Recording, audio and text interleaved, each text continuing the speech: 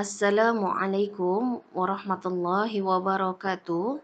Hari ini mata pelajaran Adab dan Akhlak tahun 4, Ustazah akan ajar tentang pelajaran 7, Adab berhujjah. Ciri berhujjah yang tidak baik. Ada beberapa ciri berhujjah yang tidak baik untuk dilakukan. Yang pertama adalah terlalu lama dan membosankan. Hujah yang disampaikan mengambil masa terlalu lama sehingga menyebabkan kebosanan kepada pendengar. Kedua adalah tiada pengisian rohani dan membina.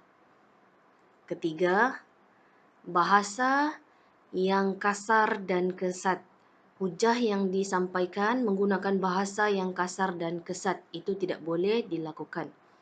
Dan yang keempat adalah disampaikan dengan cara emosi. Hujah yang diberikan oleh seseorang disampaikan dengan cara yang beremosi.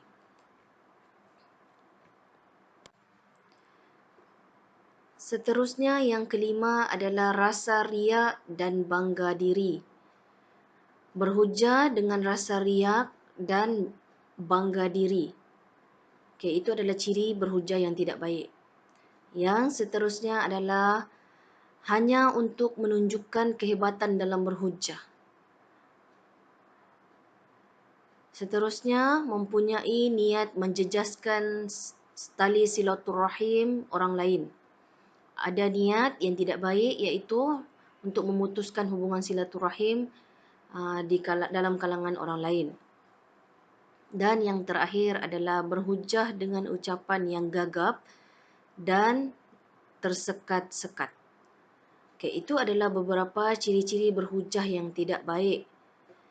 Sebagai orang yang berhujah, mereka sepatutnya mengelak daripada melakukan ciri-ciri tersebut. Seterusnya adalah akibat tidak beradab semasa berhujah. Apa akibat sekiranya kita tidak beradab semasa menyampaikan hujah? Yang pertama adalah menjatuhkan imej seseorang penghujah. Kedua, menjadi bahan cemuhan orang lain. Orang akan mencemuh apa yang kita sampaikan. Ketiga, menimbulkan perselisihan faham. Sekiranya hujah yang disampaikan tidak beradab, ia akan menimbulkan sedikit perselisihan faham dalam kalangan pendengar. Seterusnya, menjatuhkan maruah seseorang.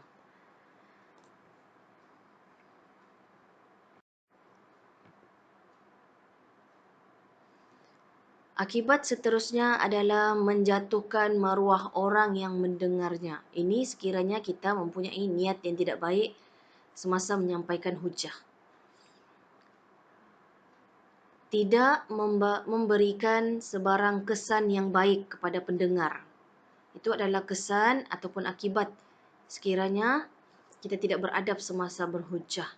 Tidak memberi kesan kepada orang lain, terutamanya kesan yang baik.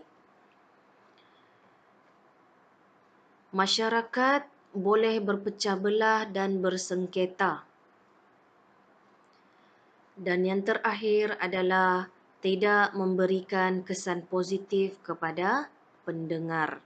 Okey, itu adalah beberapa akibat sekiranya tidak beradab semasa berhujah. Kita digalakkan untuk sentiasa menjaga adab-adab ketika berhujah bagi mengelakkan sebarang kejadian buruk berlaku.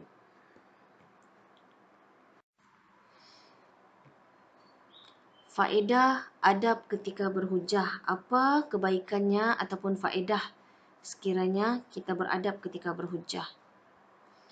Hujah yang dapat disampaikan dengan baik memberikan kesan yang baik kepada pendengarnya. Okey.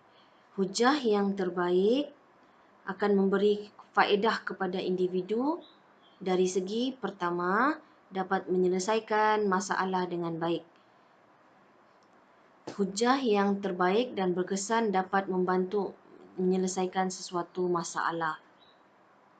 Kedua, boleh mengubah sikap pendengarnya dengan mudah.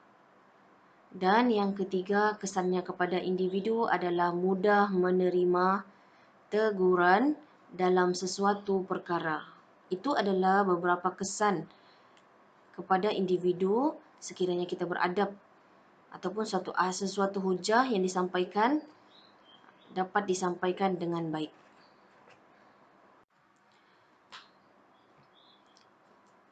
Kesan ataupun faedahnya kepada masyarakat, yang pertama, dapat menyatupadukan masyarakat dengan baik. Sekiranya kita beradab ketika berhujah, ia akan dapat mendorong kepada menyatupadukan sesuatu masyarakat. Dan yang kedua adalah dapat memberi motivasi ke arah perpaduan dalam kelompok masyarakat. Hujah yang disampaikan dengan baik dapat memberikan motivasi kepada proses perpaduan dalam kelompok masyarakat yang berbilang bangsa.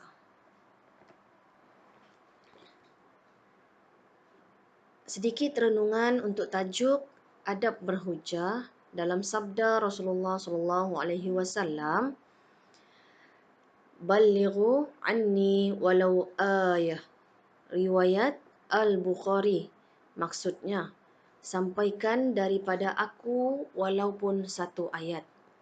Itu adalah daripada sabda Rasulullah SAW. Sesuatu hujah hendaklah menggunakan bahasa yang sopan, nada suara dan gaya yang bersesuaian. Dan berhujah sepatutnya tidak terlalu lama sehingga menimbulkan kebosanan kepada pendengar. Berhujah tidak perlu terlalu ringkas sehingga tidak mencapai maksud. Hujah yang ingin disampaikan jangan terlalu ringkas sehingga tidak mencapai maksud yang ingin disampaikan kepada pendengar.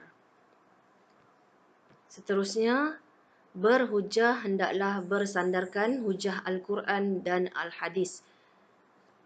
Sumber rujukan yang terbaik untuk berhujah adalah Al-Quran dan Al-Hadis. Dan yang terakhir adalah sesuatu hujah yang ingin disampaikan perlulah disampaikan dengan penuh keyakinan, fasih dan lancar. Kerana semua yang disampaikan dengan penuh yakin akan memberikan kesan yang terbaik kepada pendengarnya.